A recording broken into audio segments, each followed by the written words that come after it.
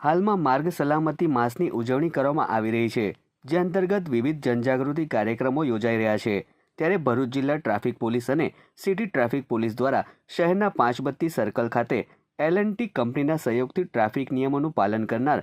તમામ વાહન ચાલકોને ચોકલેટ આપી સન્માનિત કરવામાં આવ્યા હતા, તો સાથે જ સેફટીના કાર્ડ આપીને અભિનંદન પાઠવવામાં આવ્યા હતા। આ સાથે જ અન્ય વાહન ચાલકો પણ હેલ્મેટ સહિતના ટ્રાફિક નિયમોનું પાલન કરે તે માટે પોલીસ દ્વારા અપીલ કરવામાં આવી હતી।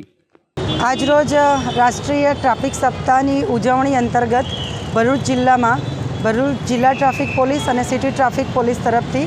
પાંચબત્તી ચાર રસ્તા પર L&Tના કર્મચારીઓને સાથે રાખીને એક ટ્રાફિક અવેરનેસ પ્રોગ્રામનું આયોજન કરવામાં આવેલું હતું,